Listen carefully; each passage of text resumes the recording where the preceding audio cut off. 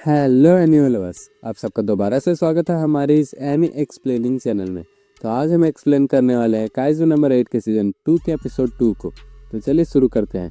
तो पिछले एपिसोड में हमने देखा था कि काप्का को फर्स्ट डिवीजन में भर्ती कर दिया जाता है, लेकिन गैन उसे बोलता है कि अगर इस बार वो आउट ऑफ कंट्रोल हुआ तो वो खुद उसे मार देगा। लेकिन तभी उस शहर में एक भूकंप आता है, जिसकी वजह से उस शहर के बीचों बीच एक बड़ा होल हो जाता है। अब वहाँ पर भूकंप आता है, जिसकी वजह से लोगों को कुछ समझ में नहीं आता है। लेकिन तभी वहाँ पर बिल्डिंगें गिरना स्टार्ट हो जाती है और लोग नोटिस करते हैं कि उस शहर के बीचों बीच एक बहुत बड़ा होल हो गया, जिसके अंदर बहुत सारे काइजूस हैं, जिस वजह से लोगों के बीच भगदड़ मच जाती है। और इधर फर्स्ट डिवीजन वालों की ट्रेनिंग चल रही होती है, जहाँ पर सभी लोग थक चुके होते हैं। लेकिन काफ्का एक्स्ट्रा ट्रेनिंग कर रहा था, क्योंकि उसे अपने वर्डिनर्स को प्रूव करना होगा, वरना उसे मार दिया जाएगा। अब यहाँ किकुरु फर्स्ट डिवीजन के कैप्टन के पास जा रही होती है, ताकि वो पर्सनल ट्रेनिंग ले सके कि वो और भी ज़्यादा ताकतवर हो सके। लेकिन जैसे ही वो गैन के दरवाजे को खोलता है, वो देखती है कि गैन पहले ही उसके सामने झुक चुका है और वो उससे पैसे उधार मांग रहा है और बोल रहा था कि मुझे वो पैसे उधार दे दे, क्योंकि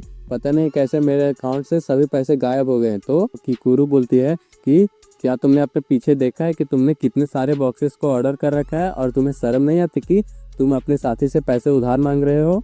तो गैन बोलता है कि मेरे साथ ऐसा मत करो। तो किकुरु बोलती है कि चुप करो और मुझे ट्रेन करो। लेकिन तभी वहाँ पर इमरजेंसी काइजू अलर्ट का हॉर्न बजने लगता है और फर्स्ट डिवीजन वालों को काइजू के साथ निपटने के लिए बुलाया जाता है। और यहाँ गैन को बहुत ज्यादा गुस्सा आ रहा था, क्योंकि काइजू अलर्ट की वजह से वो किकुरु से पैसे नहीं मांग पाया। तब यहाँ पर सभी लोग डर की वजह से शेल्टर की ओर भागने लगते हैं, लेकिन शेल्टर बहुत ही जल्दी फुल हो जाता है, जिसकी वजह से कुछ लोगों को रास्ते बदल कर जाने पड़ते हैं। इसी वजह से वहाँ पर एक छोटी बच्ची को चोट लग जाती है, जो अपने भाई से बोल रही होती है कि मुझे चोट लग गई है, इसलिए मैं नहीं जा पाऊंगी। तो उसका भाई उसे हौसला रखने के लिए बोलता है और बोलता है कि फर्स्ट डिवीजन का कैप्टन उन्हें बचा लेगा। फिर वहाँ पर एक काइजू आ जाता है, जिस वजह से वो बच्चा अपनी बहन को बचाने के लिए उस काइजू के सामने आ जाता है। उसे पूरा भरोसा था कि गैन उसे आकर बचा लेगा। और वो काइजू जैसे ही उस बच्चे पर अटैक करने वाला था, तब वहाँ पर गैन आता है और उस काइजू को वहीं पर मार देता है। तो देखकर वो बच्चे हैरान हो जाते हैं। तो गैन उन्हें बोलने लगता है कि तुम लोगों ने मेरे नाम के आगे कैप्टन नहीं लगाया, इस वजह से सजा के तौर पर तुम लोगों को इंटरनेट पर कैप्टन कूल है ये 10 बार लिखना होगा। तब कुछ सोल्जर उन बच्चों को लेकर सेफ्टी जोन में जाने लगते हैं। तब यहाँ पर सभी पलटन लीडर अपने अपने टीम को लेकर उन काइजू से लड़ने के लिए जाने लगते हैं। अब यह गैन सबको बोल रहा था कि सभी लोग काइजू को अपने अपने तरीके से मारेंगे और कोई काइजू अगर बच जाएगा तो वो लोग उन्हें न्यूट्रलाइजेशन जोन में ले जाएंगे, जिन्हें काफ्का और किकुरु मार देंगे, जिसके वजह से वो देख भी पाएंगे कि किकुरु और काफ्का कितने काबिल हैं। और इधर सभी लोग उन सभी सोल्जर पर नजर रख रहे होते कि वो लोग सही सलामत शेल्टर में पहुंच चुके हैं या नहीं। तब यहाँ पर सभी सोल्जर उन काइजूस पर अटैक करना स्टार्ट कर देते हैं और कुछ सोल्जर उन काइजू को न्यूट्रलाइजेशन जोन में भी भेज देते हैं, जहाँ पर किकुरु अपने हथियार को भी निकाल लेते हैं और एक ही अटैक से एक काइजू को मार देते हैं, जिसे देखकर उसके साथी हैरान हो जाते हैं। लेकिन किकुरु फिर भी सेटिस्फाई नहीं हुई थी और वो सोच रही थी कि कैप्टन सोशिरो उनसे भी ज्यादा ताकतवर है और कैप्टन मीना और भी ज्यादा ताकतवर है। तब किकुरु और भी ज्यादा पावर और स्पीड से काइजूस पर अटैक करना स्टार्ट कर देती है और तुरंत ही 3 काइजू को मार देती है, जिसकी वजह से उसके टीममेट्स भी उसे देखकर मोटिवेट हो जाते हैं और वो लोग भी लड़ना स्टार्ट कर देते हैं। और एक एक करके वो लोग भी सभी काइजू को मारना स्टार्ट कर देते हैं, जिसकी वजह से और दूसरे टीम को भी इन्हें देखकर मोटिवेशन मिलता है और वो भी अच्छे से लड़ना स्टार्ट कर देते हैं और काइजू को मारना भी स्टार्ट कर देते हैं। पर किकुरु अब भी उनसे आगे होती है। तब यहाँ पर फर्स्ट डिवीजन का वाइस कैप्टन इजी गैन को बोल रहा था कि गैन, लगता है तुम्हारे फर्स्ट ईयर के मुकाबले किकुरु तुमसे आगे है। तो गैन बोल रहा था कि तुम मजाक कर रहे हो, मैं तब उससे ज्यादा पावरफुल था। तभी गैन बोलता है कि उसे कुछ ठीक नहीं लग रहा है, क्योंकि ये अनटैप काइजूस जल्दी सरफेस पर नहीं आते हैं और ये तब ही ऊपर आते हैं जब कोई टनल में छेद करते हैं, जिसकी वजह से वो लोग उन अनटैप काइजूस को ढूंढ पाते। लेकिन अभी बहुत ही ज्यादा नंबर्स में ये अनटैप काइजूस सरफेस पे मौजूद हैं। बोलता है कि आखिरकार यहाँ पर हो क्या रहा है। तो इजी बोलता है कि हाँ, उसे भी कुछ ठीक नहीं लग रहा है, क्योंकि काइजूस अभी कुछ दिनों से बहुत ही अजीब बिहेव कर रहे हैं, जिसे देखकर उसे अपने थर्ड बेस का याद आ गया।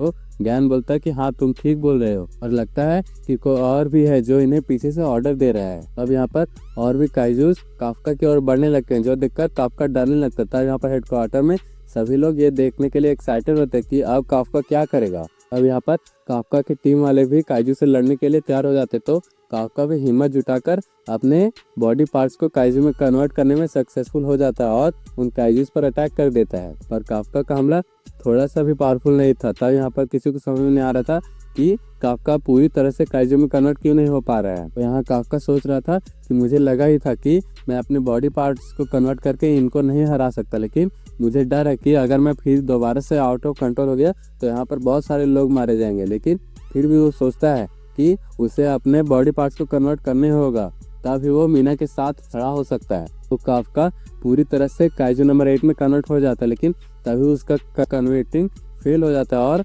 वो दोबारा से इंसान बन जाता है। तो वो आंट मॉन्स्टर उस पर अटैक करके उसे दूर फेंक देता है, जिसकी वजह से काफका को भी बहुत ज़्यादा चोट लग जाती है। तो यहाँ पर सभी लोग ये देखकर शॉक हो जाते हैं कि काफका पूरी तरह से काइजू नंबर 8 में कन्वर्ट नहीं हो पा रहा है, जिसकी वजह से वो लोग सभी लोगों को इस बारे में बता देते हैं। अब यहाँ पर लोगों को जहाँ पर काफका है वहाँ पर किसी और भी काइजू का होने का सिग्नल मिलने लगता है, जो काइजू नंबर 8 की तरह ही पावरफुल था। तब काफका के नीचे की जमीन टूटने लगती है और उसमें से एक आंट मॉन्स्टर बाहर आता है, जिसे काइजू नंबर 9 कंट्रोल कर रहा था। तो देखकर सभी लोग शॉक हो जाते हैं। तो काइजू नंबर 9 बोलता है कि मैं तो यहाँ पर इसलिए आया था कि मुझे यहाँ पर काइजू नंबर 8 का होने का एहसास हुआ था, लेकिन यहाँ पर तो वो है ही नहीं। लेकिन तभी बोलता है कि कहीं वो तुम तो नहीं हो, चलो चेक करते हैं, और काफका पर अटैक कर देता है, जिसकी वजह से काफका का बाजू डैमेज हो जाता है। तो काफका खुद को बचाने के लिए दोबारा से काइजू नंबर 8 में ट्रांसफॉर्म होने लगता है, लेकिन दोबारा से उसका ट्रांसफॉर्मेशन फेल हो जाता है।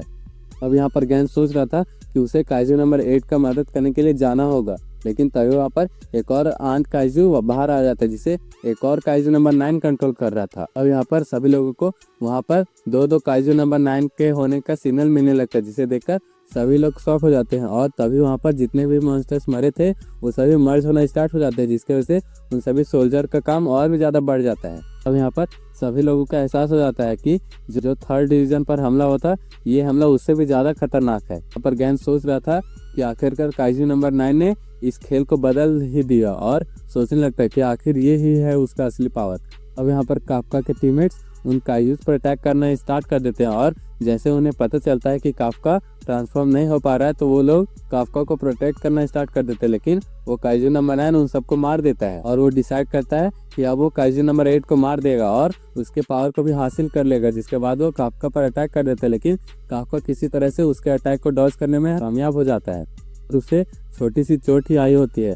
तभी वो आंट मास्टर काफका पर अटैक कर देता है और उसे दूर फेंक देता है। अब यहाँ पर काफका सोचने लगता है कि अगर इन मॉन्स्टर्स के अटैक को देखना मुश्किल है तो उनके अटैक से बचना भी मुश्किल है, और सोचने लगता है कि ये काइजू नंबर 9 तो सच में बहुत ही ज़्यादा खतरनाक है। और वो सोचने लगता है कि उसे किसी भी तरह से करके काइजू नंबर 9 को हराना ही होगा, जिसकी वजह से वो दोबारा से ट्रांसफॉर्म होना स्टार्ट हो जाता है, लेकिन वो दोबारा से उसमें फेल हो जाता है। अब यहाँ पर हेडक्वार्टर में इताओ बोलता है कि इसाओ तुम काइजू नंबर 8 को बचाने के लिए नहीं जाओगे, क्योंकि मुझे पता है कि तुमने यही सोचा था कि जब kaiju number 8 out of control हो जाएगा तो तुम ही उसे बचाने के लिए जाओगे। लेकिन ये याद रखना कि जिस वेपन को तुमने यूज़ किया था उससे तुम्हारी लाइफ एक्सपेंस कम हो जाती है, और ऊपर से तुमने उसे अभी अभी यूज़ किया था, इसलिए अगर तुमने दोबारा से उसे अभी यूज़ किया तो तुम मारे भी जा सकते हो, इसीलिए तुम उसे बचाने के लिए नहीं जाओगे। तो इधर काइजू नंबर 9 काइजू नंबर 8 पर अटैक करने के लिए तैयार हो जाता है।